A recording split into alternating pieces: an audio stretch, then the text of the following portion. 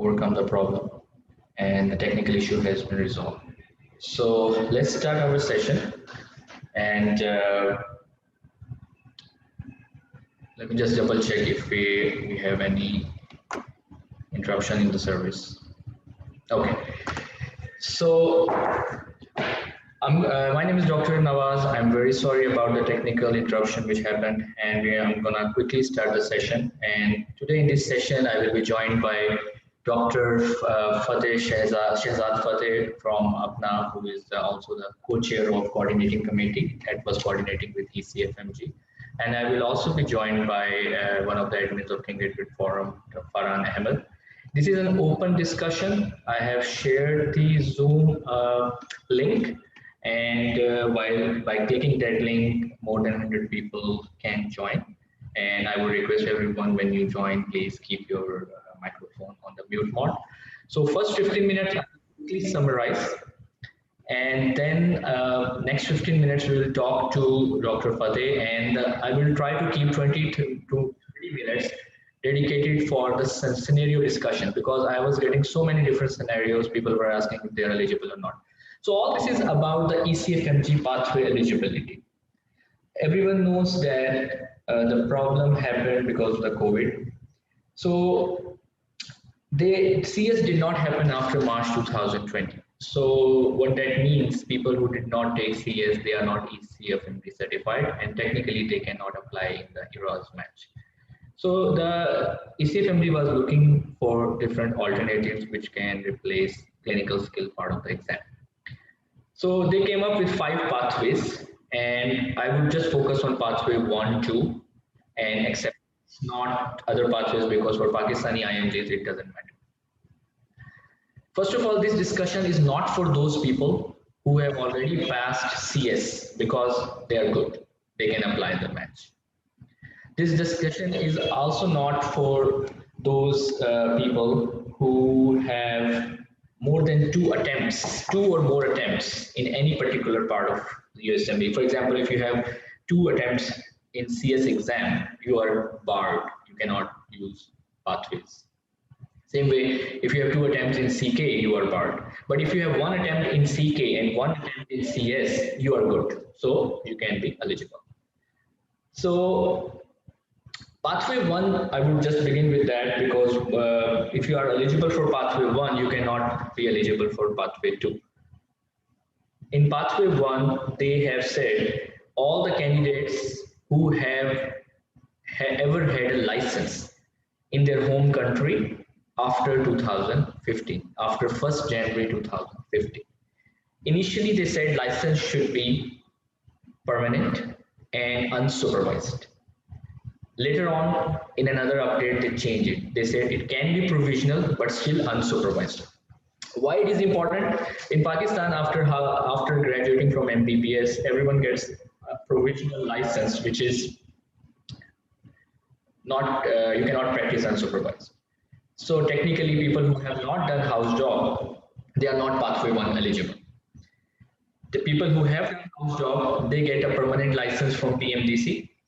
So now the question were coming that if they don't have an active license, that does not matter. जब तक आपके पास एक ऐसा licence है जिसकी date of expiry 1st January 2015 के बाद हुई, let's say 2016 में हुई, you are eligible.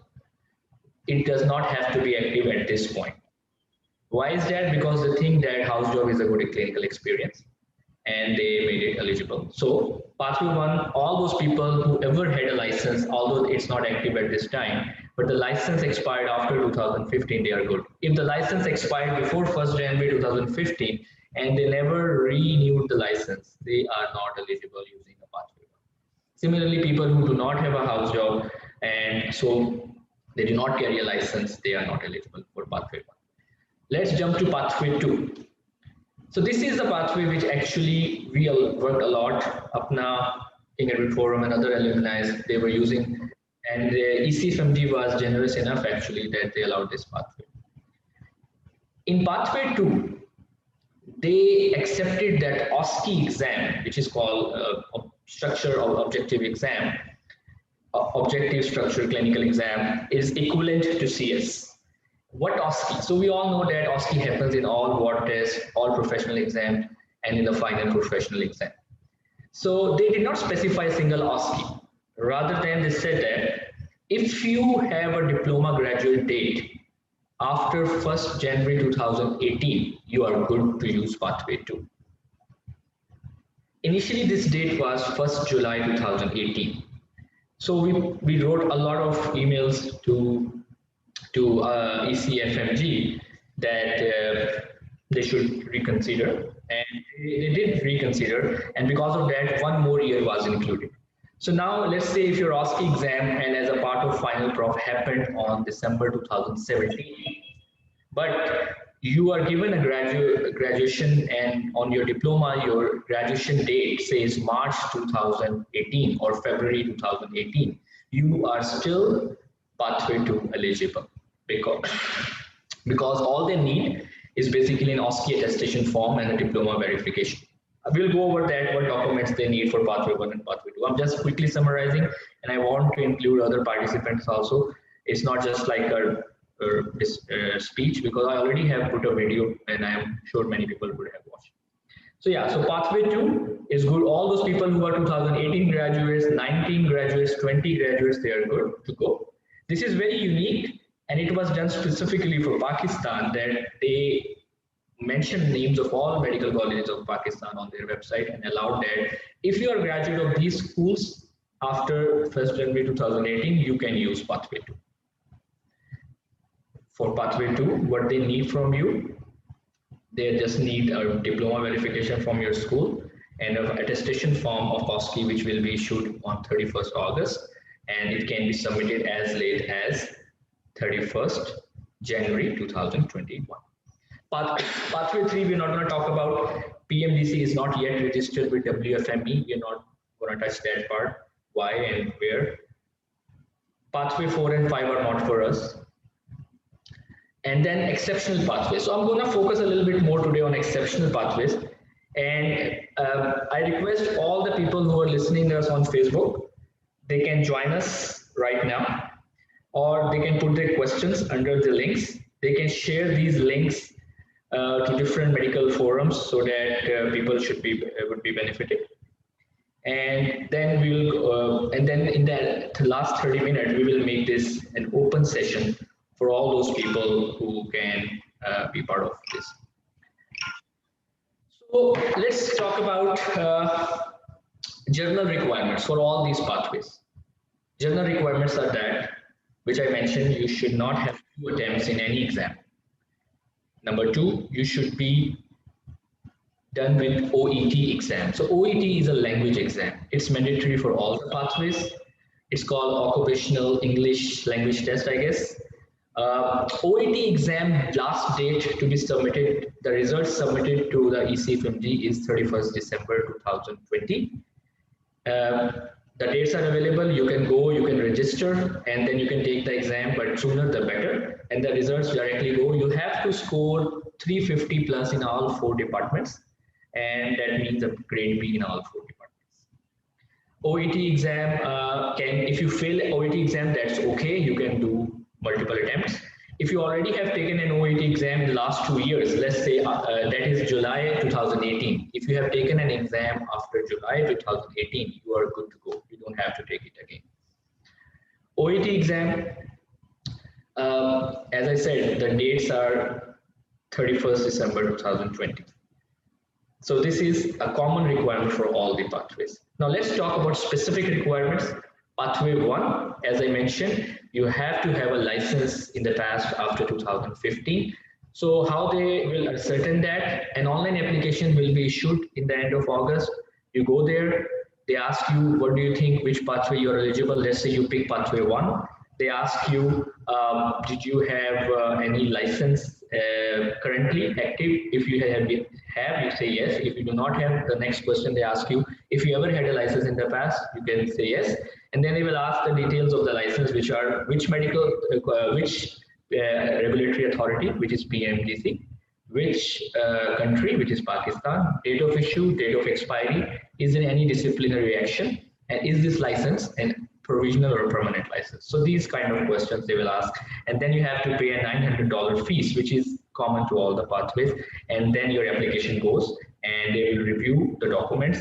So for this pathway, they will double check your license from the issuing authority. So there are three ways they are mentioning you should upload your document. The preferred way is that you go to PMDC, ask PMDC to issue a letter saying that you carry this license from this time to this time. You are in a good standing certificate, which they call good standing certificate, and then a PMDC uploads or sends that letter to Ecfmg. This is the preferred way. The second way is that you take that letter from PMDC and upload yourself. Third way, which is not a preferred way but allowed, that you just upload the copy of your license or PMDC registration yourself, which seems easier and faster, but they say that if you use the number 3 way, which I mentioned, uploading yourself, your license, they would do source verification from PMDC, which may take a little time. So we'll discuss today with Dr. Fateh and how we can reach PMDC. I got so many questions that how we have to approach PMDC. So this is the requirement of pathway 1. All the documents which you or PMDC would send to Ecfmg, they would verify and they will decide by by December 2020, because they have given you 4-month grace period to get these documents and upload them. But be mindful that this date is different from ERA's application date. I'm going to talk about that next. Pathway 2, how you will go, same thing. You go to the application, they will ask you, do you think you are eligible pathway 1? You would say yes, then you will not be going towards pathway 2 because that's an exclusive thing. If you say pathway, you are not eligible for pathway 1, then option comes, do you think you are eligible for pathway 2? You say yes. Then they ask you question about your diploma date, your medical school name, and they will check if you are one of those 26, 27 medical colleges which they have mentioned. They're all Pakistan colleges. So you mention your date of graduation, you mention your school name, and then 2 supporting documents Ecfmg needs. Number 1 is a diploma from your school, which is a normal standard process. Number 2 is called OSCE attestation form. They will issue this form in the end of August, and once they have this form, your school has to fill it, and your school has to upload the form to Ecfmg. The last date for these 2 forms is, especially OSCE form, is 31st January 2021. So you have enough time. You can work with your school, tell them to send an OSCE form, which the Ecfmg will issue, and send along with the diploma, which is a standard process. Now the problem is that these dates and the date of ERA's application match. They are 2 different things. Let's say you think you are eligible for pathway 2, you apply, you pay 900, and then in September 2020 you go through ERA's match, you apply 550, 700, 200 programs, you spend $5,000, and then you get the interviews as usual. But God forbid, if in December or January they let you know that you, so for some other reason, you are not eligible pathway, so you will lose all this money. So you have to be very, very specific. Like if you are using a pathway 1, you should have very required very specific documents. Don't try to make any fake letter. Don't try to push PMDC to issue some fake letter. Don't ask your registration office of your colleges to be proactive and send these forms well in time. Now, the last thing is, before I involve other panelists, is exception pathway. So now I understand that with these rules in place, there is a certain group of students who are not eligible for any pathway. They do not have a license because they do not have a house job. They are graduates of 2017 or 16, and yet they have not done CS, so they are not eligible for pathway 2 as well, because their OSCE is before 2018. So Ecfmg put these dates because they expect that if you're a graduate before 2018, which is 2.5 years from today, you should have done either a CS exam by now, or a local house job in your country to have a permanent license. If you do not have any one of these two things, they don't like that. They don't like people sitting doing nothing. Although I understand there are so many family issues happen sometimes, especially for the girls. They sometimes they graduate, let's say 2017, they get married, and then they started late in 2018. They did all the step exam, and now when they were about to take CS, COVID came. They could not take CS. Now they do not have a house job. Now they do not have an OSCE or a diploma date before first. So these are, I'm getting a lot of questions from this group of the students. So what are the options for this? We are really going to discuss this group particularly so that we see if we can help. So there's an option called exception pathway. It is mentioned on the Ecfmg website. They have broadly categorized two categories, and I'm going to discuss that with Dr. Fateh. And let me just involve Faran Ahmad with us, and then we will have more open discussion. Meanwhile, I would again request, please share this link to all the medical forums, tag your friends. If you are reluctant to come in the live session, you can put your question under the link so that we can read and we can answer in the end. Faran, are you with us? All right, Waqas, I'm here, and I hope you're able to hear me. Yes, we can. Okay. Let me turn on the camera and see if you're able to take a better look. All right. So thank you, Waqas. It was really a very detailed explanation of whatever happened to the students' unfortunate situation with this COVID. I was part of this just because I suffered being outside US right at that time where this whole lockdown happened. And it happened to me many times, like at the end of my residency when I was in Pakistan and all these things happened and there was like a travel ban and all that stuff. And now this time I was back home just visiting my family and this coronavirus related combination happened and all that stuff. So I can totally understand the extent of stress the students and applicants are facing. बहुत अच्छा तुमने explain किया कि किस तरह से path phasor क्या है. मैं ब्रीफली थोड़ा सा इससे वन स्टेप फॉरवर्ड जाऊंगा क्योंकि अब आज बात ये हो रही है कि how the recruitment will go. Application is definitely a necessary step. आप अप्लाई करेंगे तो रिक्रूटमेंट प्रोसेस में आएंगे. तो मैं कल भी वकास से बात कर रहा था और कुछ चीजें मैं हाईलाइट करना चाह रहा था कि जिस तरह से ये इस बार एप्लीकेशन प्रोसेस चलेगा और उसके बाद जिस तरह से रिक्रूटमेंट होगी and listening to the program directors, listening to the recruiting committees, I can totally feel that it will be a very tricky pathway all throughout from here onwards.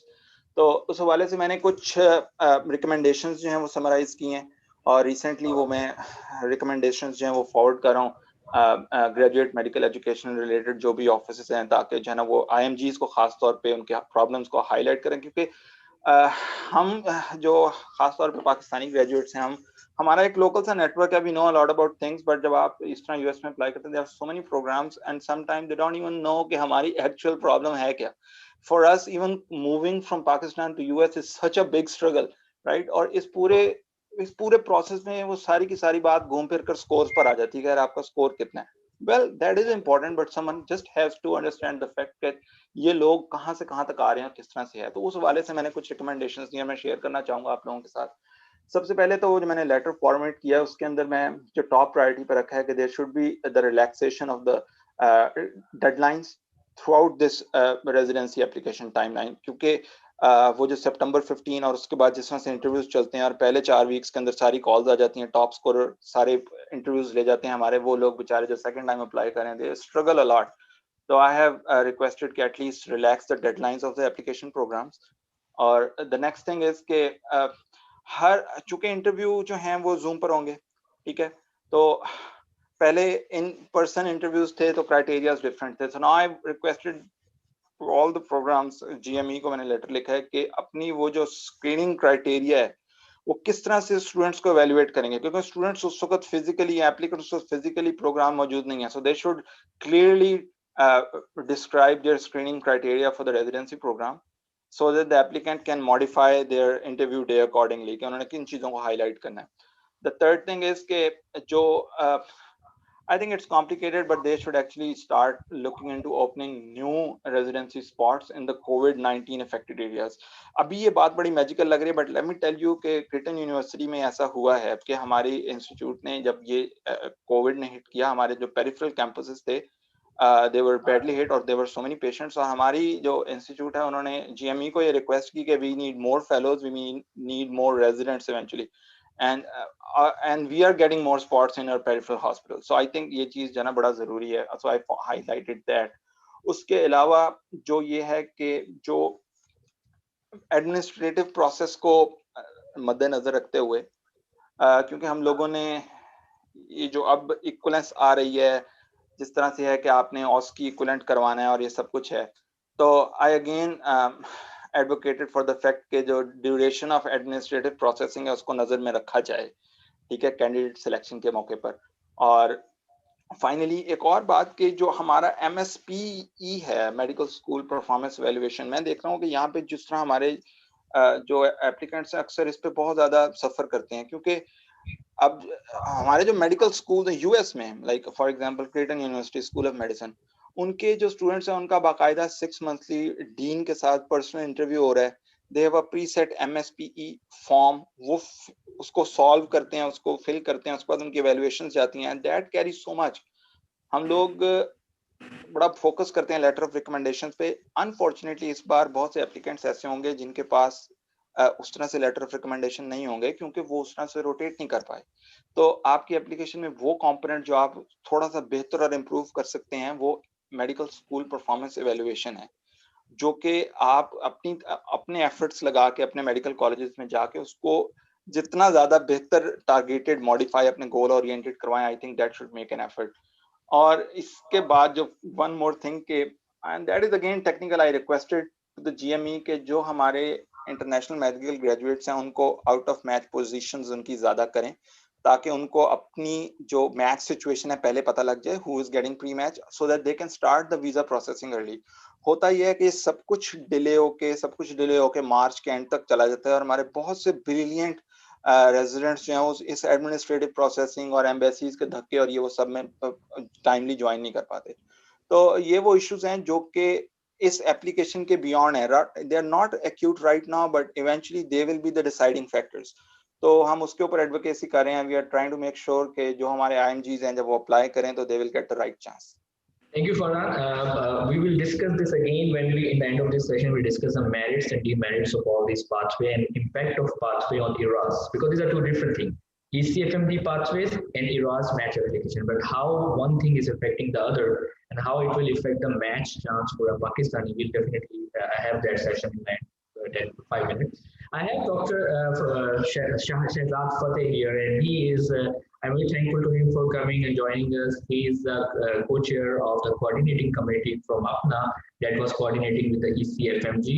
He has been advocating on behalf of APPNA and for the Pakistani graduates, and I was in coordination with Dr. Fateh, and we worked together and we did a lot of correspondence with Ecfmg. So, Dr. Fateh, I would just ask, like, first of all, how was it communicating with the Ecfmg, and what was their response to all this situation, emerging situation? I'm sure they would be they would also like to advocate, but what was the main barrier while talking to them? Thank you for inviting me. I'm Dr. Fateh Shahzad. I'm internist. I'm co-chair of the Advocacy Committee of APPNA. So what we did when this ECS exam was cancelled and there was chaos about what will happen, so we formulated a subcommittee that included the president of APPNA, president-elect, and chair and co-chair of the Advocacy Committee. And we approached the Ecfmg, their president, and their other staff members, and they were really very wanted to talk to us, wanted our assistance as well as input. So you wrote a letter, you kind of formulated a few things. We got them transferred to Ecfmg, and as a result, they did eliminate the WFME recognition or accreditation of PMDC, because PMDC is not accredited.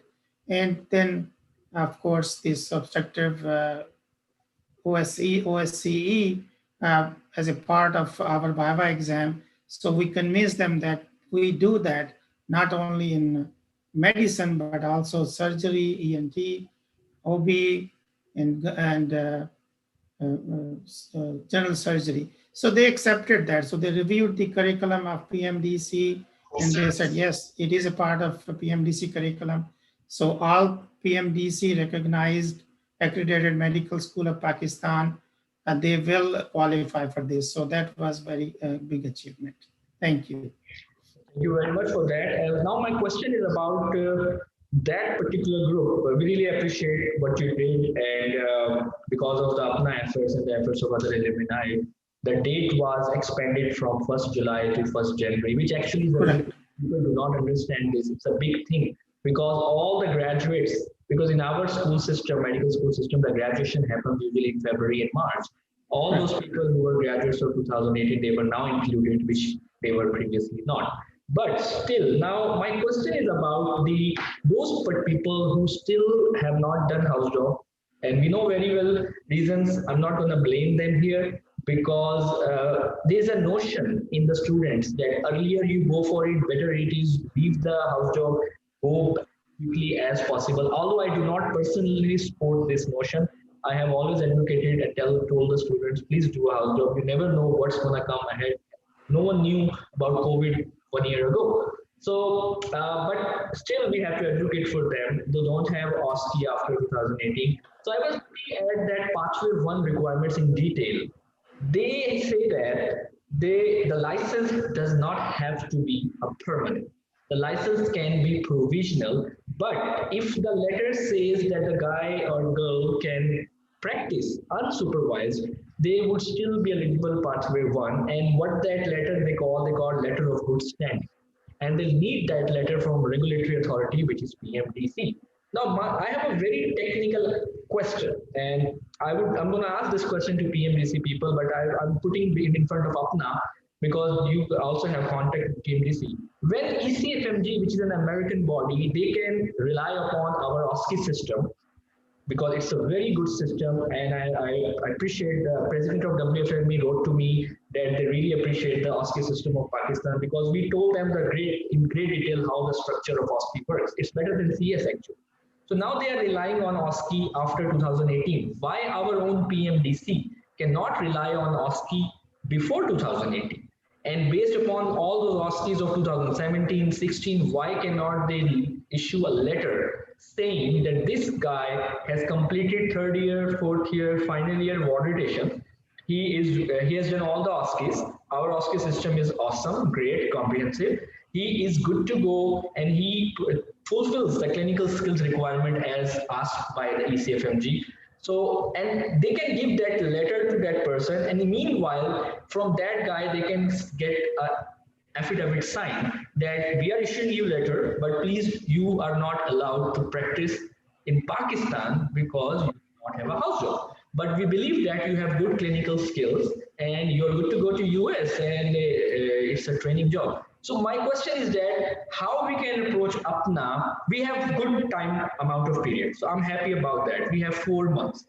How we can reach APPNA and PMDC that please write such letter for our people. They have spent enormous amount of money for step 1, step 2. They have spent so much time and they are very good graduates. So why should they be suffering?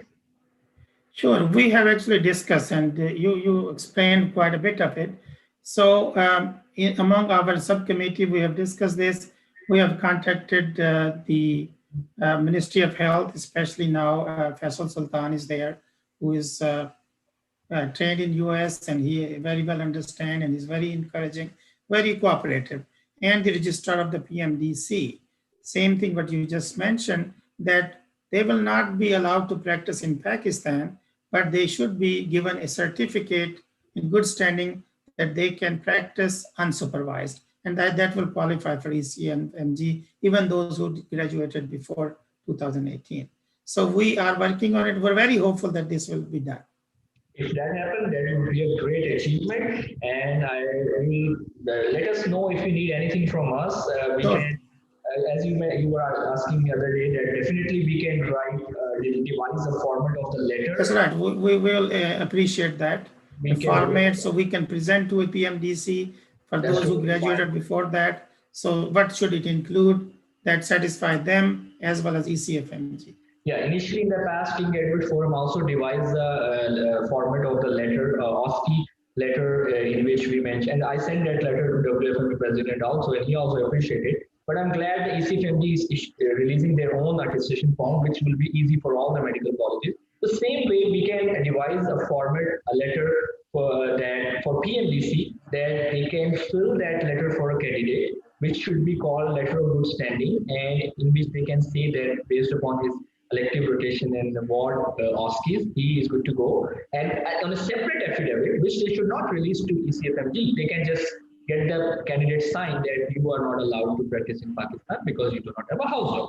And this, they have to do it because, I'm not blaming PMDC, but the pathway 3, which would have been a very simple pathway for all our people, is no more an option just because of lazy behavior or whatever politics, I don't know.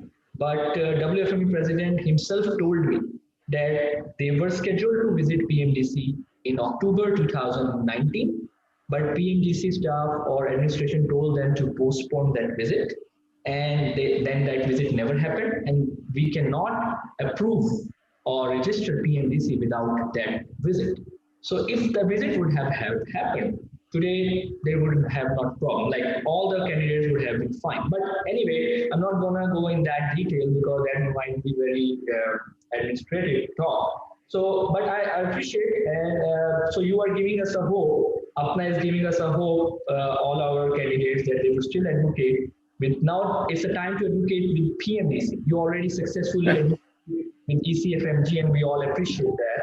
Now, I think, and I would also like, I also have some resources. I would also try to use, whichever way it's easier, if we can convince PMDC to issue such a letter. So this was the second question. So I have last question for you about the exceptional pathways, which I'm going to also talk with Faran also, and its impact on URAS application.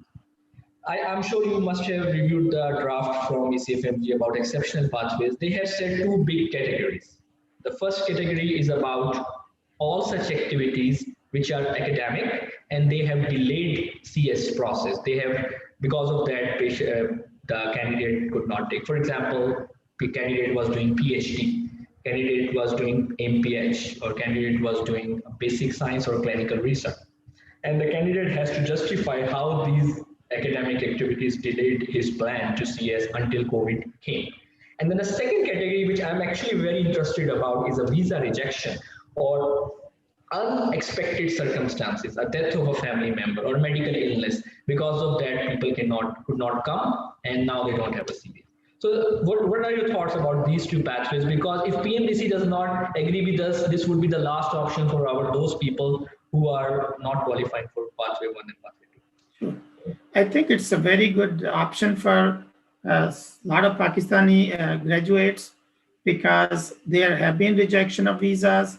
So if they can keep their record and they can prove that they did apply, they've filed for CS exam, completed their paperwork, but they were not issued visas, or there was some family member who got sick, or they got sick, or other thing which is very important. And I think we should use that a lot of our graduates, or some of our graduates, don't have enough money to go for CS exam. They could not have $1,700 fee, and then visa fee, and then travel fee. So I think they should use that hardship that we wanted to, but we could not because of either we did not have financial resources. They can show up their bank documents or their salary or their parents. And I think that should qualify. And if they did apply for visa that was rejected, that's very straightforward, that we had intention, but we could not get visa, or they could not travel because of illness. So those things are very promising. And I think many Pakistani graduates will go under that category. I appreciate that. So let me give my input about the first thing you said about the fees of the visa. I think I doubt that might qualify, because in that draft they have mentioned circumstances out of the odds. This is the word they have used, circumstances out of the odds, which probably fees of the CS has been this way for so many years, I guess. But I agree that, so these people who are listening to us, please focus on these things which we just mentioned. If you have been a part of a clinical research, which I know many people have, but you have not taken CS for whatever reason, or you took a CS but you failed it, and now you were about to take the second time but COVID came, you should do what you should do. You should write a timeline, like when you started for research, how it went through different phases of research, how it delayed your plans for CS, and then you should get, second one is a timeline, and second thing is a letter of reference from your project manager or your program director of that research or mentor, that he should also testify what you are writing in timeline, and he should say that you were very good clinically, you were very active in research. And if you get these two things, you have to email these two things to an email which is mentioned in the draft. A case manager will be assigned to you. The case manager will discuss with you, and then they will go, if they need something more, they will ask, and then will let you know if they approve you or they do not approve. But important part for all these exceptional people, you have to apply this after the end of August, but before starting the online application of pathway. So these are two things. On 31st August, all these online pathway application will be available. Once they are available and you think that you are not eligible for any other pathway but only exception, do not initiate any pathway application. You just get your documents which I just mentioned, email them to the case manager will be assigned to you, and then go from there. Do not initiate a pathway application. Once you initiate a pathway application, that remains active for 5 days, and if you do not pursue, that automatically goes away, and then it asks you again. So this is very specifically Ecfmg has mentioned in the draft. Please do not initiate any pathway application if you think you are only exception path, eligible only for the exception. The second category for exception is unexpected circumstances. For example, I know many people have visa rejection. This is very tricky and technical aspect. Let's say you were planning a CS exam in 2019. You took a date, you applied for visa, you did not get a visa. Okay, when you do not get a visa, the embassy issues you a white or a yellow letter, which is called 221G, I think, or 215G, something like that. I'm sure if I'm not sure if you have that letter with you or not, but that is something they need actually. That is evidence of denial of the visa. Or if you do not have it, maybe you can request US Embassy in email and they can issue you. I'm sure it's not that hard. So let's say you schedule an exam in 2019, and then you could not take it because of visa. Now COVID came. Now you have step 1 and CK, but you do not have CS, and now you still do not have a visa. So it is possible that based upon that visa rejection exception pathway, you might be eligible. But now let's say you are eligible and you apply for ERAS, you get interviews. Most of the interviews might be Zoom. You may go through Zoom also, and now you will wait for the match. If you get a match, you will go to United States not on a B1 visa. Actually, you will go on a J1 or H1 visa. So there is some hope, but this pathway is not without risks. And what is the biggest risk? The fees of exception pathway is not 900. It is 1200. And it is in addition to the fees of ERAS. So it is the most uncertain pathway. You apply ERAS in September, and meanwhile you are in communication with the case manager, and they are reviewing your case. And at the same time, you have applied 100 programs, $5,000. And in October or November, while you are getting interviews, let me tell you very clearly, the interview process is not linked with your eligibility process. The programs of medicine residency do not know until March 3rd, 2021, which is the rank order list day.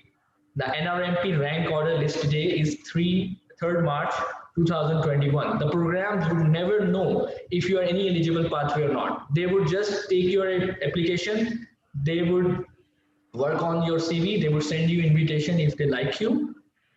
Meanwhile, case manager denies what that would mean. A waste of $6,200, $5,000 from ERAS, $1,200 from this exception pathway.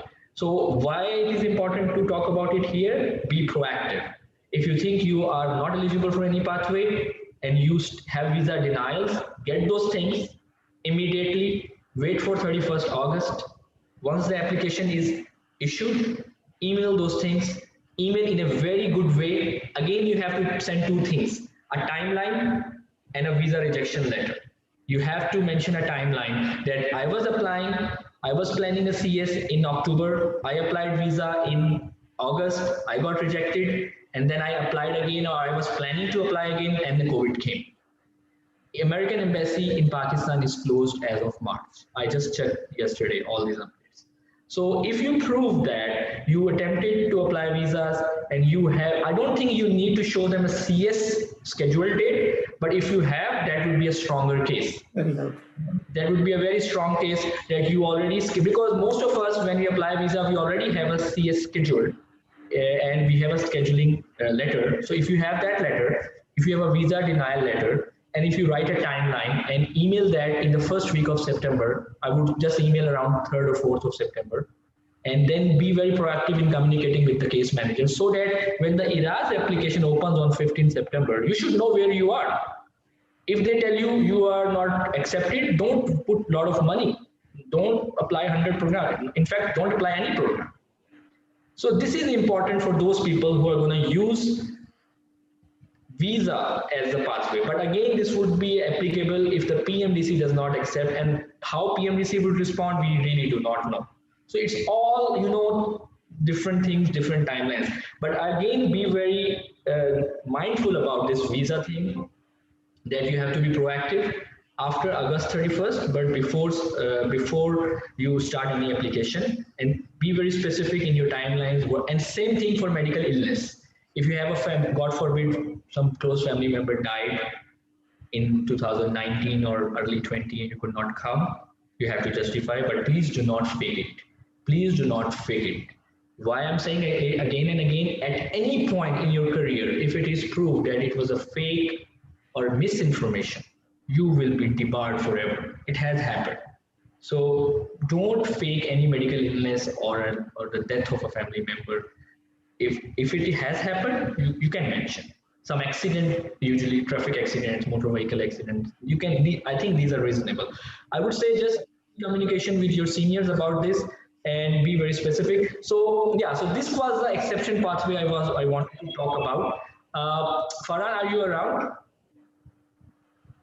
Because in 5 minutes I'm gonna open, after discussing the merits and demerits, we're gonna open the open session. So.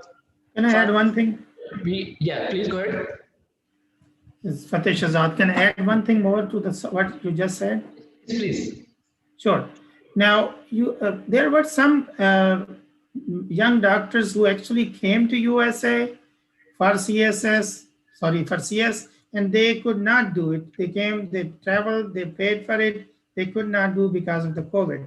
So they will have a very strong case. Yes, that's correct. Yeah. That's a very good example. If you are in United States and you were in United States for the CS thing, and then CS did not happen, that's a very strong exception case. Even if you do not qualify pathway 1 or pathway 2, you can use that, and I'm sure you will be accepted. So that's a strong case.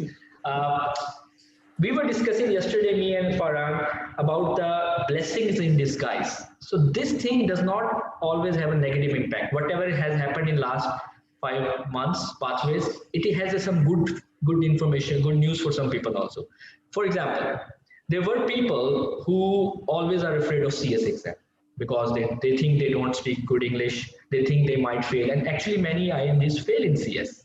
Now, because of COVID, they are exempted from CS, and because they are recent graduates, they are after 2018-19, they are good to go to pathway 2. So what that means, an easier exam, which is OSCE, has replaced a difficult exam, which is CS.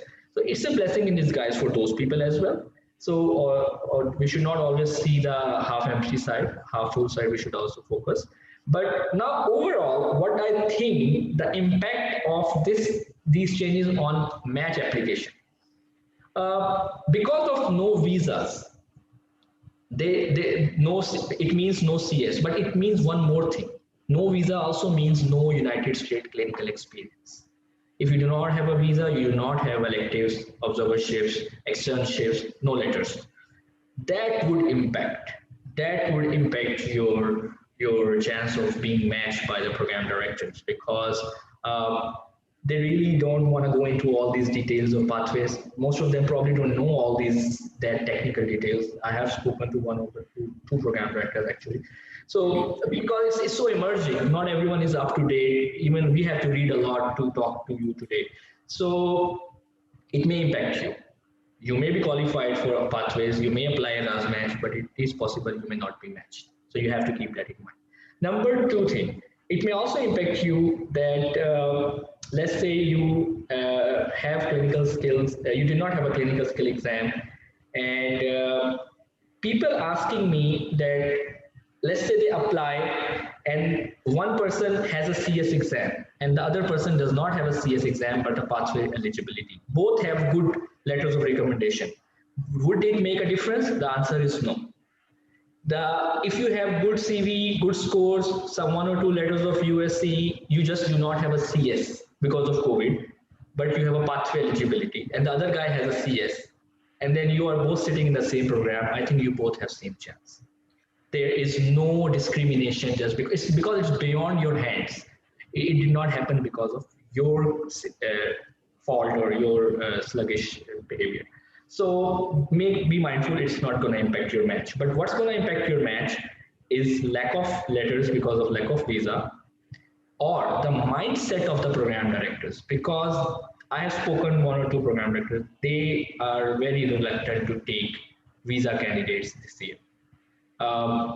Let's say you have a visa, you go on Zoom, they may give you interviews, but I'm not sure how would they think that if a person is not able to come to interview and he's right now on Zoom, how he would be able to come for actually starting the residence. This might be, although technically these are 2 different visas, B visas and H visas, and H visas embassy is issuing, still they are issuing. But because of all these internal American politics is changing, H visas are being discouraged, government levels, they are kind of eliminating gradually because it's the quickest way to green card. I'm very afraid that this year is not going to be a good year for Pakistani IM or overall IMs.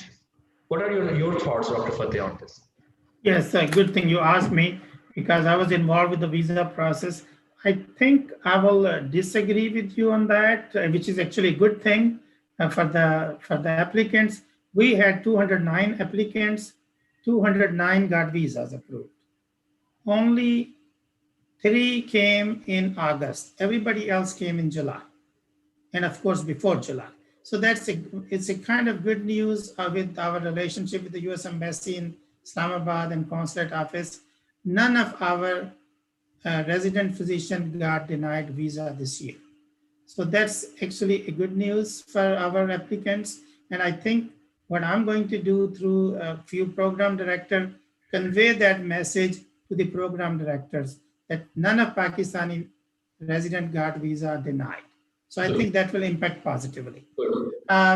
We did manage to get emergency visa interviews for both H1 and J1. Even with the presidential proclamation, we got those done on time, within like a week after the presidential executive order. So they were delayed, but they all got approved. Now, one more thing you were mentioning earlier about having not visit to US, that can play both ways, positive and negative, because people could not get B1 visa, so they could not do rotations. So not having letter might be not as bad as we think right now. Okay, I hope they would appreciate that. But this match would be a good match for those people who were denied last year, who were unmatched last year, but they have everything. They have step 1, step 2, CK, CS letters, and they have visas. And I think they will be a little bit in a better shape as compared. But again, these are all speculations. I pray I would be wrong, and no one should discriminate based upon unexpected beyond hand circumstances. Faran, what do you think about the merits and demerits of impact of pathways on HERA's match? So, Waqas, very good question. I think I'm very happy the Dr. Fateh looked into this matter, and he totally understands this situation which is about to build up, not right now, but eventually when the program will start reviewing the application. And this will be one of the big things that happens every year, that how many number of visa requiring applicants you will call in for the interviews. And I hope that the way we are doing pretty good on our visa success rate, it may continue like this the way they are. The benefits are there. What thing I think we are going one step beyond talking about restrictions of travel and the interview impact. अब होता यह है कि बाज़ औक़ात interview day पे यहाँ पे कुछ जो लोग ऑल थ्रू आउट यूएस में रहे हैं, they kind of dominate the situation. Interview day के ऊपर जो है वो उनका जो है वो बाकी जो हमारे पाकिस्तानी ग्रेजुएट्स हैं kind of बैकग्राउंड में चले जाते हैं, क्योंकि उनको उस तरह से चीजों को डोमिनेट नहीं करना आ रहा होता, बात सिचुएशन से एडवांटेज नहीं उठाना आ रहा होता, ये वो चीजें. तो I think there is a good chance कि जब आपका जूम इंटरव्यू और इस तरह की चीजें हैं तो every applicant has an equal fair chance. और वो ये कि वो जिस वक्त वो बात कर रहा है कोई और बंदा जंप इन नहीं कर रहा और इस तरह की चीजें, तो I think they do have an opportunity कि वो इस चीज को एक्सप्लोर करें. और जो एक इंटरव्यू का ट्रेवल रिलेटेड स्ट्रेस होता है कि you go to a new place, वहां पे गए आपको पता नहीं है और इतने बहुत सी चीजें हैं, weather impacts and all that stuff, so वो चीजें बैकग्राउंड में चली जाएंगी. तो I think that's a good positive point. As far as we are talking about demerits, again, as I said, the visa situation is so ambiguous. I know 2 or 3 applicants जो basically जिन्होंने C K के लिए US आए हुए थे and they had there rotation scheduled already, और उसके बाद उन्होंने सीएस देना था और स्टेप 3 देना था. हम अक्सर बात कर रहे हैं सीएस की. एक बहुत इंपॉर्टेंट पॉइंट जो मिस हो रहा है कि हमारे आईएमजीज जो हम अपनी एप्लीकेशन को स्ट्रॉन्ग करते थे सीएस के फौरन बाद स्टेप 3 देके, दैट वाज आवर पॉइंट. तो ये एक बहुत बड़ा डीमेरिट हुआ है कि okay you are eligible to apply for the match but you don't have step 3. तो हमारे पाकिस्तानी एप्लीकेंट्स जो थे हमारे, उसके अलावा we are good, okay CS you can pass, you can fail, that's thing, everyone depends upon the preparation, but step 3. और ये जो वो एप्लीकेंट्स हैं जिनको मैं पर्सनली जानता हूं, they were ready to take CS got cancelled, their visa got उनका एक्सपिरेशन टाइम आ गया, उन्होंने मुल्क छोड़ के वापस they have to go back to Pakistan, और उसके बाद वो स्टेप 3 भी नहीं दे सके. So now their application is really lacking something. 3 definitely important things are missing. Number 1, a reasonable US letter of recommendation जो कि अचीव किया जा सकता था अगर वो यूएस में रहते. नंबर 2, उनका स्टेप 3 का एग्जाम और स्टेप 3 का स्कोर. नंबर 2 एंड नंबर 3, जिस वक्त वो इंटरव्यू दे रहे होंगे वो फिजिकली पाकिस्तान में होंगे. आई थिंक आप कह सकते हैं कि इवेंचुअली उनका वीजा लग गया और बस वो आ गए, but you cannot dominate this background fear in the mind of program director that what will happen if this person may not eventually come, should I take someone else. तो ये चीजें हैं. तो उसके अलावा इसी का जो एक पॉइंट जो डीमेरिट डिस्कस कर रहे थे वो ये था कि एप्लीकेशन का लैग टाइम, मतलब एलिजिबिलिटी आपको तब तक नहीं पता चलेगी जनवरी दिसंबर के एंड तक. तो that is bit tricky and I am not in a right position right now कि इंटरव्यू आएंगे तो इस पे कमेंट किया जा सकेगा कि वो किस तरह से इम्पैक्ट कर रहे हैं. Yeah, I'm glad you mentioned this point of step 3. Very well taken point, because step 3 always improves not only your CV, makes you eligible for H1. If you do not have step 3, you do not have eligibility for H1. That's another. That was I was trying to highlight कि जितने हमारे eligible applicants हैं, even though हम बात कर रहे हैं कि वो H1 लेके आ जाएंगे, from where they will get the H1 when they will not have the step 3. तो ये जो problem है, it's an emerging problem. जो कि eligibility, you are good, you are eligible, you apply for the match. Applying for the match is not an achievement. That I mean, anyone have a money can apply. That's okay. I'm a bit harsh on it, but that's how it is. लेकिन जो चीज मुझे जिस चीज का खदशा वो ये है कि हमारे एप्लीकेंट्स जो हैं वो स्टेप 3 के बगैर मैच में जाएंगे. There will be a big problem. They will not have H1s, और that will just impact their future big time. क्योंकि I know जो लोग H1 पे नहीं होते उनकी प्रोफेशनल लाइफ यूएस में क्या है, और जो J1 पे है उनकी professional, familial, everything is remarkably affected. So इन चीजों को आप ज़हन में रखें. Faran mentioned very जो हकीकत पसंदी वाली उसने बात की, लेकिन we are not here to spread any hopelessness, but at the same time we can't be falsely reassuring. What that means, we are not gonna just blow the trumpet that things are not good. We have to give you solution. So let me now talk about the solution. The biggest uncertainty in this situation is the time period difference between the ERAS match, which is September, and your eligibility decision, which is probably December. God forbid, for whatever reason you get denied. So people who are pathway eligible, they have to be very specific what their documents sending. People who are going to use exceptions, they have to be proactive. Number 2 point, please have backups. Please have backups. Please do house job right now. You do not know that how long this COVID is going to stay in America. It's still going on, it's still rising. Every day 40,000-50,000 patients are coming. It's very possible that the next year same or maybe even strict conditions apply. At least if you start a house job, even an honorary house job, you don't have to have a paid house job. You just need a 12-month experience so that you can have a permanent PMGC unsupervised license, so that in future, not only just applying a match, you have to have a backup at your home. You have to have part 1. When we were graduates of 2010, all of us, I remember, we took house job, although some people did majors, some minors, we did part 1, we went to Qatar Hamad Medical, we did interviews there, and then we did United States also. All these 3 things were backup. God forbid, no America, Qatar, no Qatar, Pakistan. But given all this new situation, no one should, this is a message to all the graduates who are listening to us, or people who are applying this match, but at the same time, I would say, just enroll yourself in a house job. Enroll yourself in a house job in your local city or small hospital, in any accredited hospital, so that you should have a 12-month experience. You should have a backup. If you have step 1, step 2, CK, Qatar, apply Qatar, consider Qatar, because Qatar does not require CS. Qatar only requires step 1, step 2, and the Qatar application starts in August, like now, and it goes until January. So you have to think of backups. There are so many, we have so many good friends in Qatar who are alumni of Pakistan, and you should reach out to them. There's a very good residency program. So what I'm telling you, please prepare yourself for the worst. We are not here to spread hopelessness. We are working for the solution. We have nothing out of, we don't, no gain out of this. But all we are trying to advocate, but at the same time, we are in the system. We talk to the program directors every day.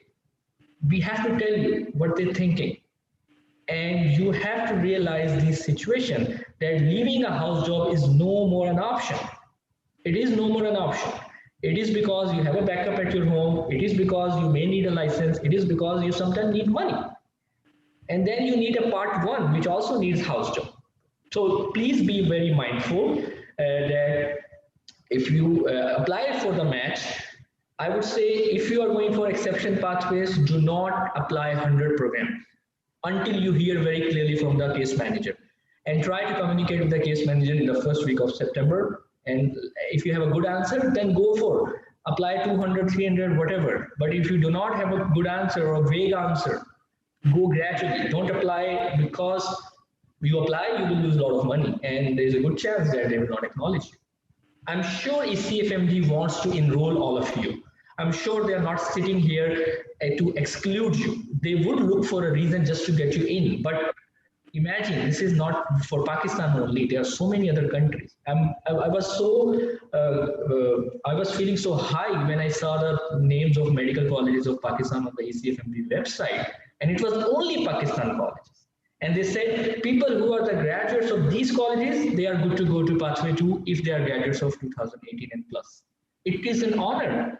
It is an honor for us. It is an honor for our alumni that it did not happen for other countries. There are so many countries who are struggling with these situations. They're also not WFME. If PMGC is not WFME accredited, Lebanon is not accredited, Israel is not accredited. I was checking all those countries. India is not. Yes, India is not. Yes, you have to be very thankful, and you should appreciate what the alumni are doing, and but at the same time, prepare for yourself. So with this, I'm going to allow all our participants, if people are listening to us on Facebook, they can join Zoom link, click the link, you will be entered in the studio.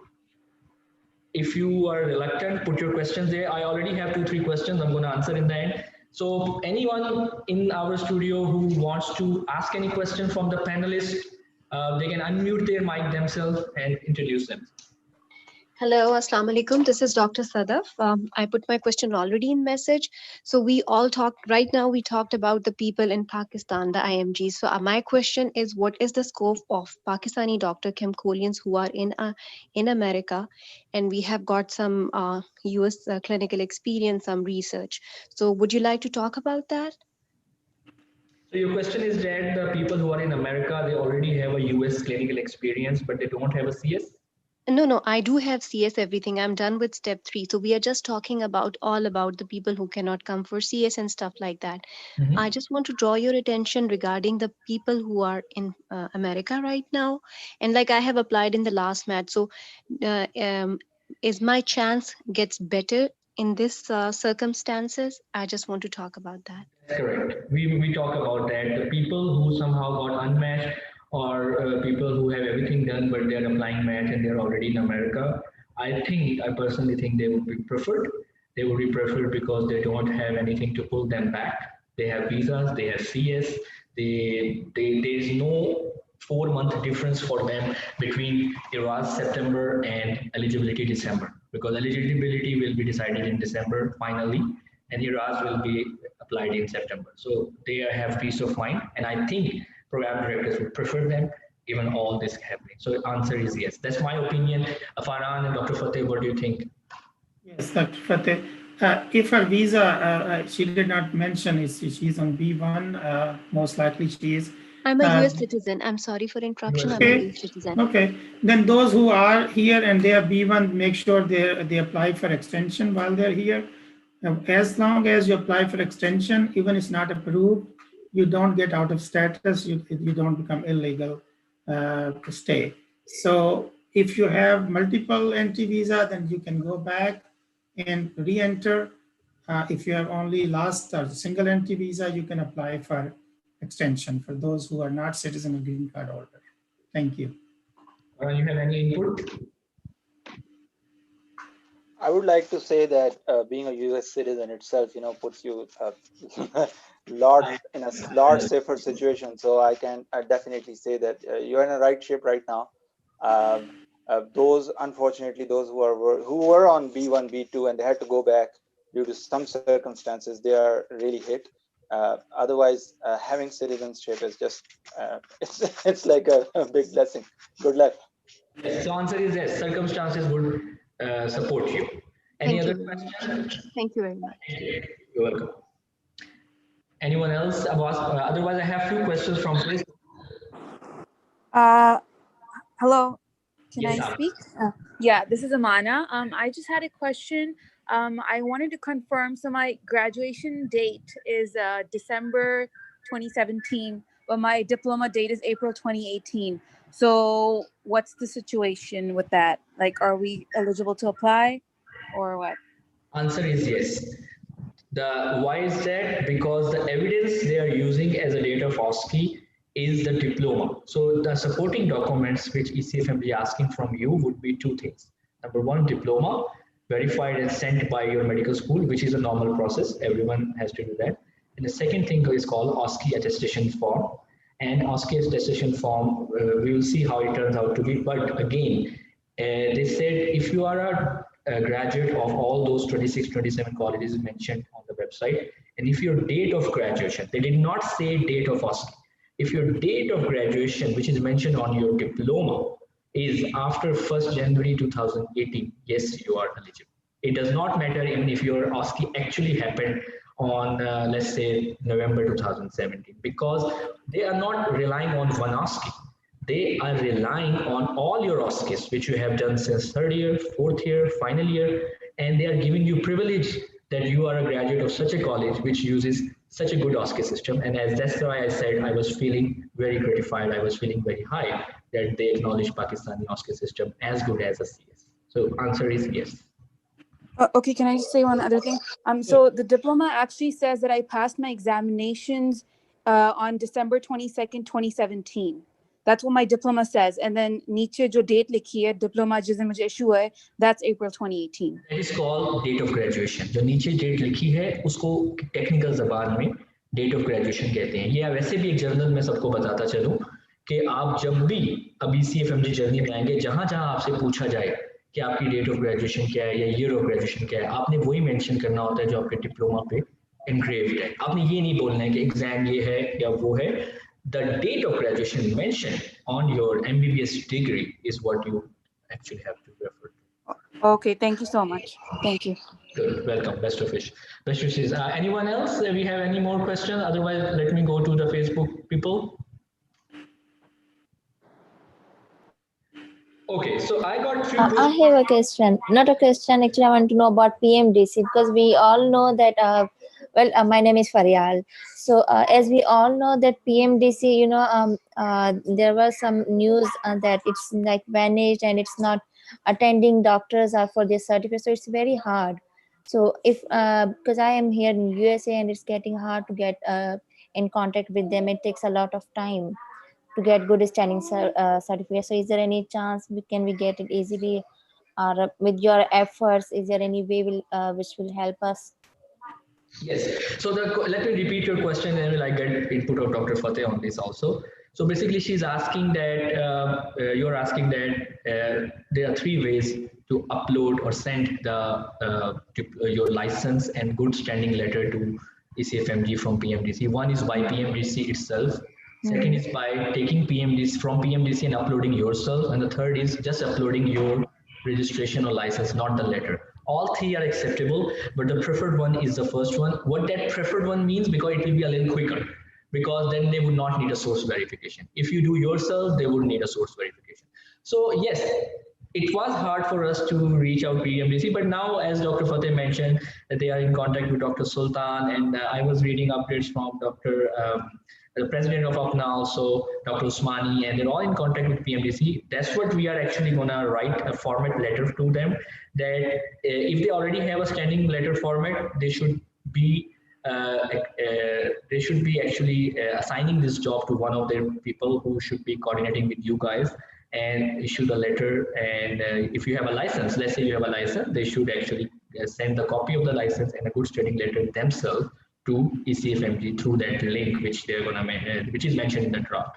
So we are gonna communicate with them, and I hope they will add some button in their website or something like that, and they will. But if let's think for the worst, if it does not happen, you always have the third option: upload yourself. And as I said, you have ample time. Even if the Ecfmg does source verification, as long as you are not putting a fake letter, they're not going to reject you. If you are putting a legitimate license, they will verify you, and last date for that is December 31st. So you have time. Dr. Fateh, what we can do to PMDC, as you already I think mentioned, but let's reassure the students again. So far, what my information is from PMDC, they will not upload. We're trying to convince them to do that, and hopefully we can convince them. But if they will issue, they will issue to the candidates or applicants, and then they will have to upload. I don't have any reason they could not convince me or somebody else why they cannot upload. If they need any kind of software, it's a simple thing. So they do have shortage of staff because of some court issues, but registrar office is working, and I'm very hopeful we will be able to convince them to upload. Yeah, if that happens, that would be good. If it does not happen, we have an alternative. But I hope PMDC should advocate for their people. Any other questions? Thank you so much. Thank you. Thank you. Best wishes. Welcome. Okay, I have a few questions in the chat group. So there are questions that I have my B1 visa denied 9 times for 3 years, which took me to come to US after getting B1, B2 now. Should I mention these circumstances during the match? I think yes. If this is a visa stopping you and you got denial 9 times and now you got acceptance 10th time, but while getting this 10th acceptance, 2-3 years must have been wasted. And if you would have got the visa on the first or second attempt, you would have been done by CS by now. It's a very reasonable timeline to me. The visa rejection is not in your hand. The visa rejection is not in Ecfmg hand. It's a third party, which is called embassy. I think this fulfills the definition of unexpected circumstances. You should mention it. You should be having letters of rejection. And now if you have visa acceptance, I think you should be accepted. But again, be very proactive. Talk to the case manager after 31st August once the online applications are available. Do not talk now. Talk after the once applications are available, and then do not initiate any application. Just email. There's an email link in the draft. I put that link also, but it's in the draft also. Review that draft with care, and then a case manager will talk to you. Similarly, another question about visa I have, that I have 4 rejections in visa. Now I have visa. I also have CS. Would it impact my, I don't know what that means, match? I don't think so. Because if you are in US, if you have CS, and doesn't matter how many times did you have, we have people who were rejected 7, 8 times. Program directors have nothing to do with times, number of times of visa. Yeah, it should not impact his eligibility for match. Yes, it does not impact. So let's see. Anyone else on online want to ask a question on Facebook? Because we have people here who know this thing in great detail. We have Dr. Fateh, who has been in direct coordination regarding your visa issues on behalf from the platform of APPNA as well as advocacy in these ways. So it's a good chance to come ask your questions. I have a question to ask if I can. As I told you that I was rejected 9 times for my visa, and in the meantime I have done my PLAB 1 and PLAB 2, and I got GMC certified, but unfortunately I couldn't get a job there because of COVID circumstances. As of now, Ecfmg wants me to share details of all the registration that I've held in the past. So should I mention that I'm GMC certified, as GMC will not issue me good standing certificate unless I have done at least a 3-month job in UK? You do not need a good standing letter, because if you have PLAB 2, so you may, if you have a PLAB 2, you would already qualify for pathway 1. But in that circumstances, the Ecfmg website says that if I am eligible for pathway 1, as I'm holding a PMDC registration certificate, I am not allowed to apply for pathway 2. Yeah, but you do not need a pathway 2. Okay, so okay, I got you. So you are saying that you have a pathway to eligibility because you have PLAB 2 done, but yeah. But so you are also pathway 1 eligible? Yeah. How, you have a license? Yeah, I have a license and I'm currently practicing as a second-year resident in Lahore. So what's the problem? Why PMDC? So pathway 1. Yeah, it's a pathway 1. You have to use pathway 1. My question is, the Ecfmg says that I have to declare all the registration that I hold in the past. At present I have registration of Ireland, of UK and Pakistan. So, but I can only get good standing certificate from Pakistan because that is the only country that I have been serving. In UK, whether Ireland or England, I cannot get a good standing certificate unless I have done a job there. So, Bachchan, do not mention Ireland or GMC license on the pathway 1 track. You just go there. They will ask you which country. You pick Pakistan. They will ask you when. They will ask you regulatory body. You say PMDC. They will ask you when it was issued, when it was expired. They will ask you if it is active currently, and the last question, if it was ever denied or suspended from disciplinary action. Your all questions you have the question answered. So why you have to tell them that you have other licenses? Actually, I had a second question linked to that. During the match process, I must mention that I have done PLAB 2 because I have to give a justification for the time that was spent in between the rejection period. So if I mention there that I have done PLAB 2 and I hold a GMC registration, but I have not shared that information with Ecfmg, wouldn't that affect my application in future? Or to whom you mentioned in the past that you have applied PLAB 2? To whom?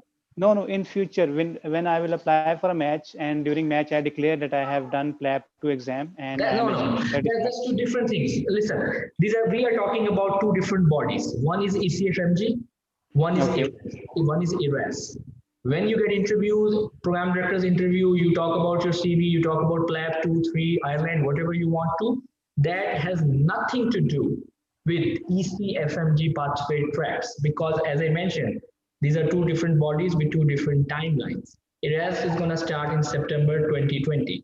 You are very clearly pathway 1 eligible. You actually have multiple licenses. It's up to you which license you want to pick. Pick one which you can get a letter for, which is PMDC. Go for it, and I am sure you're gonna be good. Okay, thank you so much. Thank you for the clarification. Fateh on this. Yes, I agree with that. You agree with that? Okay. Yes, 100%. Faran, you have Thank you so much. I have a brief input. What I got from this whole discussion looks like he's eligible for pathway 1, so he's pretty good. He don't need to worry about what is happening with pathway 2. That's out of picture. He's eligible, fine. The next step, I think he's more worried that someone will ask that why he was doing PLAB 2 and what was happening to him. So let me just summarize. I was doing a house job in some very peripheral district in Vihadi, and during my interviews, nobody asked me that why I went there and why I was spending 9 months in Vihadi and whatever stuff, right? What person is doing to fill the experience, that is all counted in the experience. अब वो क्यों experience कर रहा है भाई, you never know. आप pathway 1 eligible हो, आप सुकून से apply करो, ठीक है? Interview day पे वहाँ पे कोई किसी अदालत में नहीं खड़े हुए कि भाई तुमने ये काम क्यों किया. It doesn't happen like this. It's very nice environment. So stay optimistic. It's a very good thing that you are eligible through pathway 1. So stay focused on that. Because the pathway 1 application is very close to answer questions. It's not the descriptions and all. So you just say that you are Pakistan PMDC, you upload the letter and you should be good. I think he's worried about the discrepancy if it can happen in future. But somehow later on Ecfmg says you hide this information from us. You were also, although it does not matter at all. You had 2 other licenses as well. And you just mentioned what you feel active currently. You said you're working in Lahore right now, it's active, and you are, of course, you will be getting a good letter standing from one who is right now working with you. I have one question here in the chat box. I was wondering if USIMG do research instead of house job as a backup plans in the background of COVID. I would sincerely say no. The reason is very clear. When you do research, you go for exception pathways, which is the most gray zone in this draft I found. It's so subjective, it's so relative. Anyone can deny you just because he does not feel like. But if you have a house job, you have a very specific pathway eligibility, which is called pathway 1. Moreover, if you have a house job, you have eligibility for part 1 FCPS Pakistan, which is a very good training system, I would say. We have so many friends, they are very happy, they are very trained, well trained. Same way, if you have part 1 house job, you can do Qatar also, because I think Qatar also requires house job. I have to double check this thing, but I think Qatar also requires 12-month house job. So yes, these are 2 different things. Please don't compare apples with the orange, but I would say a house job in these circumstances, the research would not suffice it. What do you think, Faran and Dr. Shahzad? Any input on this? I think you said it perfectly in a very brief and in a correct way. So if he is qualified for path 1, he should not worry about any other path or anything. You can mention 3 certificates or 3 registration. There's only one you can mention. So Pakistan PMDC will be easier for him. So he should just go with PMDC. Yes. One question I was asked about $900 and $1,200 fees, that why they are so high and what we can try to do to waive to them. I was looking into that. I actually saw some details about the fee structure. First of all, you are not taking CS. How much is the fee for CS? It's around $1,000. There is a system in US also. They're all, imagine all those people who are related to the CS. If you do not pay CS, they are also unemployed. So they are also earning. Number 2, when you are going for this complex pathway system, they have to design new applications, new online applications, new online softwares. Then case managers have to be assigned. Each person will be assigned an individual case manager. Each file will be reviewed individually, and then they will come up with the best decision so that injustice should not happen. So they also have a salary, you know? So I don't think so. It is very high, especially given you are being waived from a CS exam. If you have CS exam paid and it didn't happen, I'm sure they will refund you something. And even if they do not, I think all this case management, new pathways, it may cost $900. So I don't think so we can do anything about it. What do you think, Dr. Fateh, on this? Actually, I think it's very cheap because with the CS exam, it on average it costs $3,000 plus. Yeah. Travel and visa fee and residence here. Yeah, it is 3,000 plus. So it's 1/3 the cost. So I think it's as you said earlier, blessing in disguise. Yes, because people who come to CS, they stay in APPNA houses, they stay in Detroit houses, Hope houses for a month. They pay there, then they travel from Pakistan to US, and then within US they have to travel to certain centers like Georgia, Atlanta, or California, and they take the exams there. So together with the CS fees, travel fees, it's gonna be $3,000, as Dr. Shahzad said. So I think $900 all for the management of your case, especially in these uncertain, unexpected circumstances when everyone is, fearful of being unemployed. So yeah, so I think no one can do anything about it, and we should not talk about it actually, because they are very gracious to already acknowledge what I never expected that they would expand the date eligibility for Pakistan, only for Pakistan. It makes me actually great happiness. Anyone else? You have any other question? Assalamu alaikum, Waqas bhai. Ji walaikum assalam. First of all, thank you so much for conducting this meeting. I have two short questions. One is regarding tele rotations. A lot of places like AMO rotations and like those are offering tele rotations, and it costs around $1,000 or $1,200 for 1 month, and they say they give an LOR after the rotation. How is that going to be important or not, and should we do that or not? And second, especially when someone does not have any US clinical experience.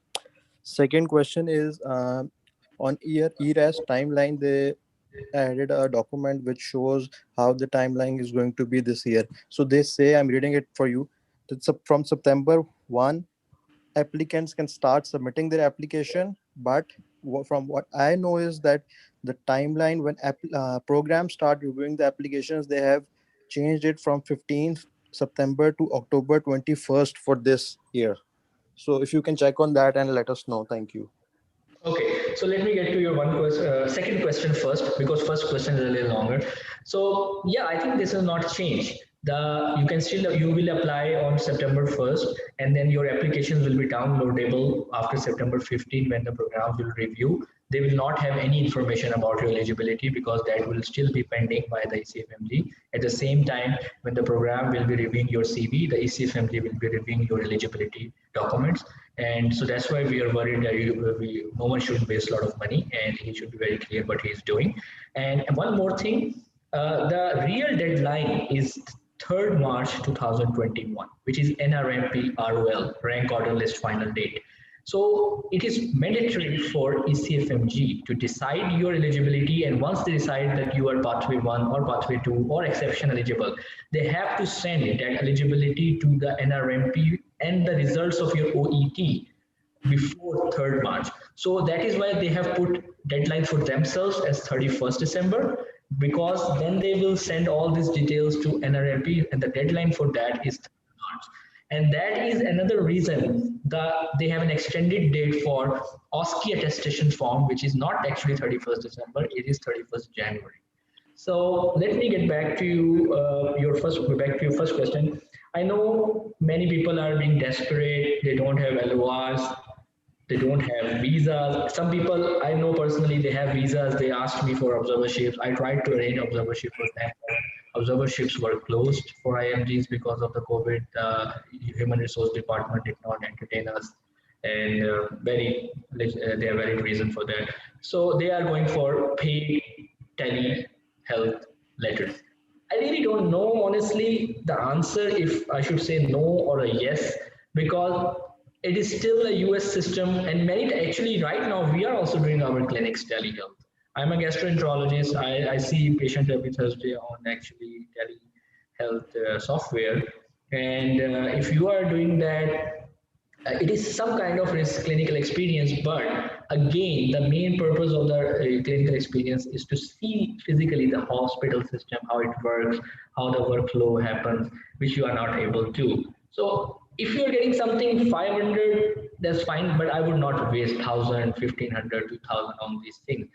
The program directors are very well aware this year that many people will not have USC. Many, as Dr. Shahzad said, will also convince many program directors not to be very strict on this year. And I'm sure APPNA has a lot of contact with a lot of program directors. They do every year an annual meeting where program directors come, and they can actually contact them that they have to be a little bit softer on this side because many people did not have USCE. And I would not recommend these telehealth letters because it's a business.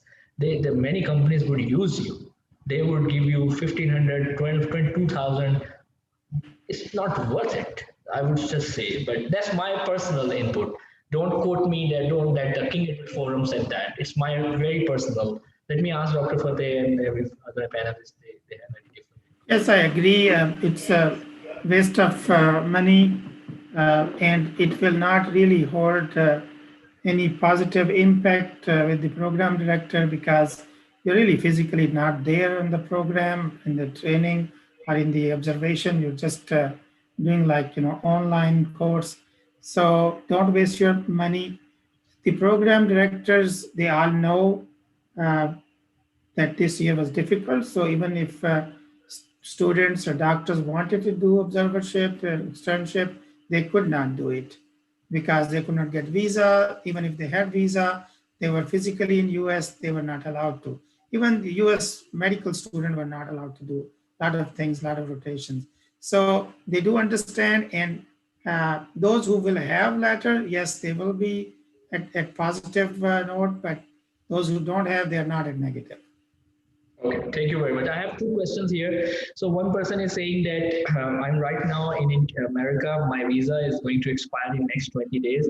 Your advice on visa extension, or it would be going back to Pakistan to do a house job. So that's a tricky situation. So I would assume when you are asking this question, you do not qualify for any pathway. If you think you qualify for any pathway, then stay here, get extended your B1 and go for the interviews, because if you're here, you should go for interviews and then you can convert your B1 to H1 while staying in Pakistan, America, if you think you're qualifying for a pathway right now. If you do not think you qualify for a pathway and you're asking me, should I go back and do a house job? I would say yes, because how it will help you staying in America doing nothing. Research is not going to help you because it's an exception pathway. You have to understand, exception is a grace period. It's like a very subjective gray zone in which I would say 50% will go through, 50 will not. I can't predict where would you fall. So I would be very safe in this. Let me take a second question. Very good question. Actually, I forgot this point. Let's say you are qualifying for pathway 1 or 2. You get Ecfmg certification based upon a pathway. You apply match. You get match. Yes, you will be Ecfmg certified. If you do not get match, this everything which we are talking about is only for 1 year. If next year you come back, you have to take again. If CS is active, you have to take CS. If CS is not active, any other alternative, you have to go for that. So all these things which we are talking about, these 5 pathways, if you eligible for that and you are not matched, they will not be valid next year. Dr. Fateh, you have anything about that? About the visa issue, I think you did elaborate very well. He should, if he does qualify for one of the pathways, he should stay here. He can apply for extension, and there is a waiver for fee even if he applies for extension. So as long as he applies for extension before it is expired, his stay will be legal. And it might take 3 months to get it renewed, but he will be legally staying here.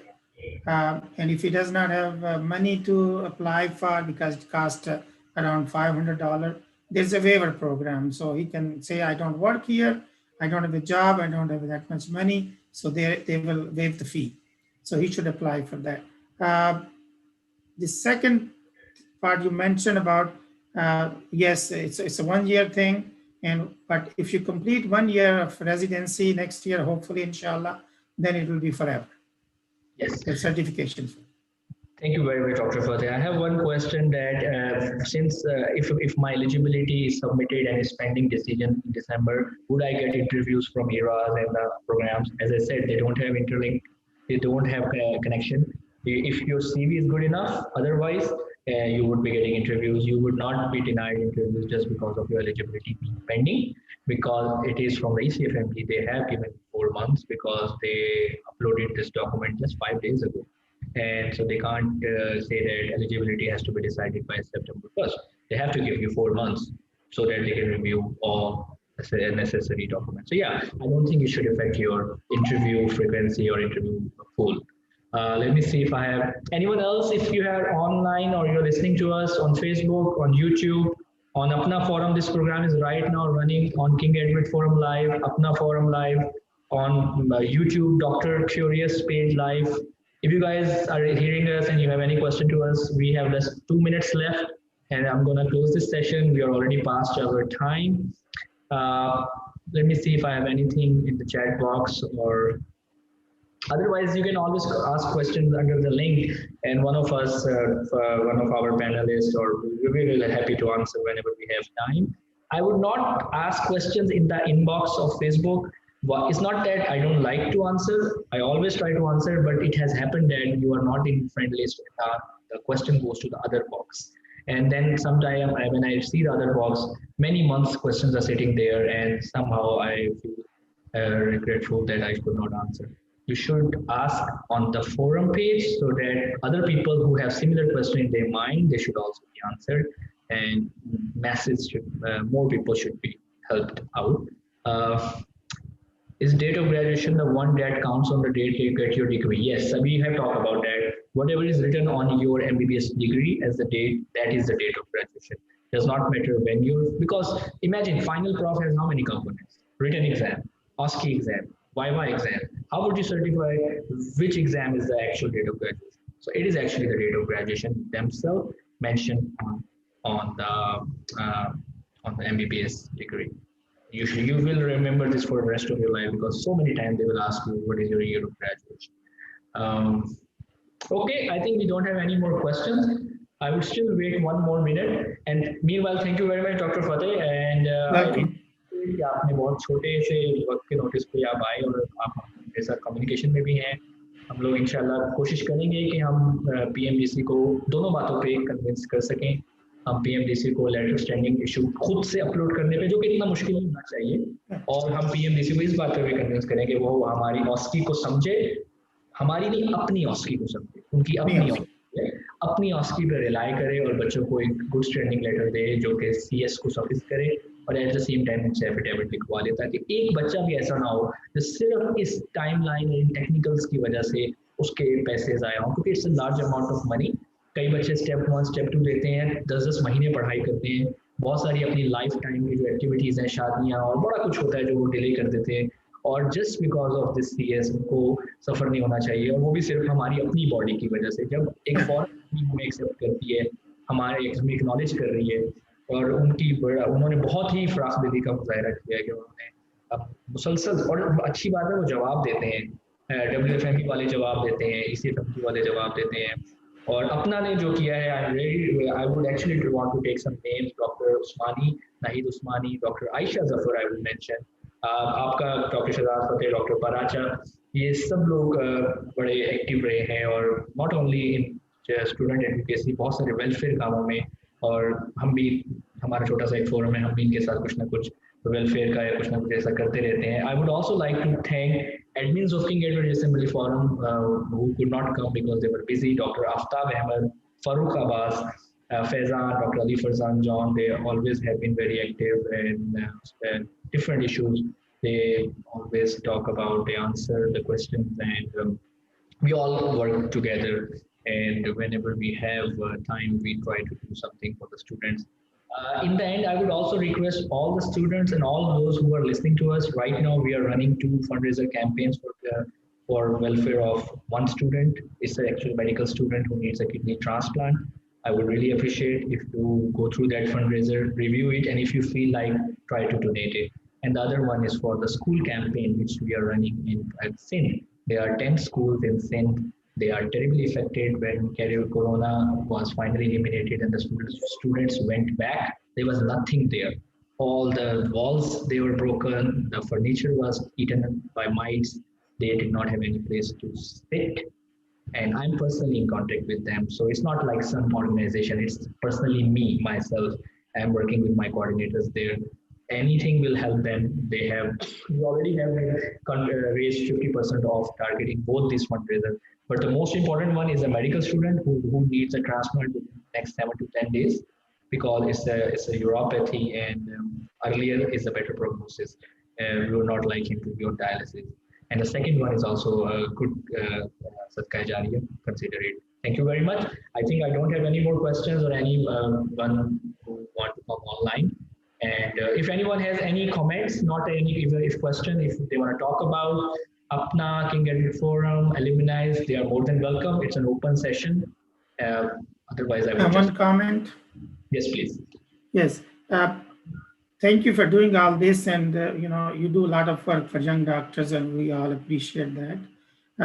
We will hopefully be doing, hopefully with you, if you agree, a couple of more seminars on visa issues after the match is done, because I want to prepare them for visa application, for visa interview, and God forbid if they get rejected or if they have administrative process of what to go, what to do.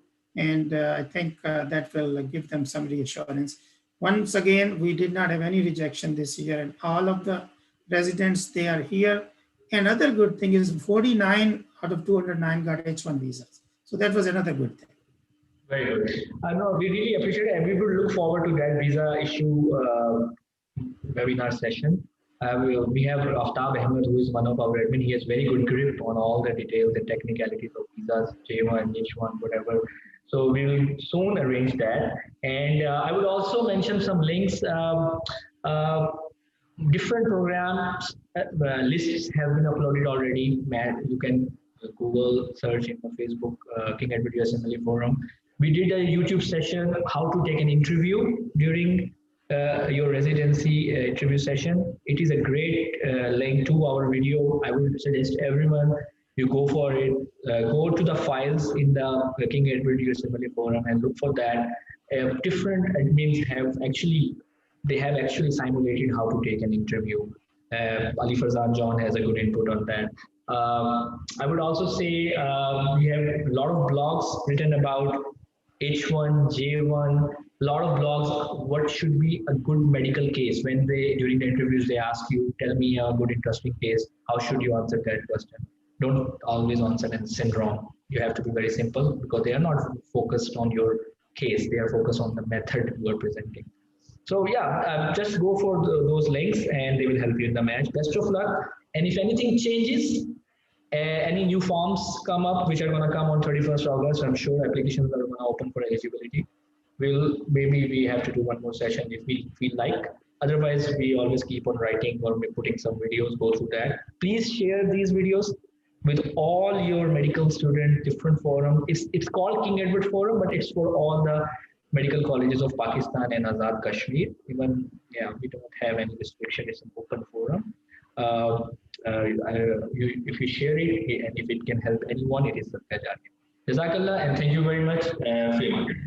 And again, I always say that if you're not fulfilling any pathway, don't be shattered. You never know what Almighty is planning for you. And I have seen so many cases where people 10 years later say, oh, I was made for it. So एक हम planning करते हैं और एक अल्लाह planning करता है और बेशक वो बेहतर plan करने वाला है. So we always end our talks and writing with this sentence: if you believe, you receive. So believe in Him, inshallah you will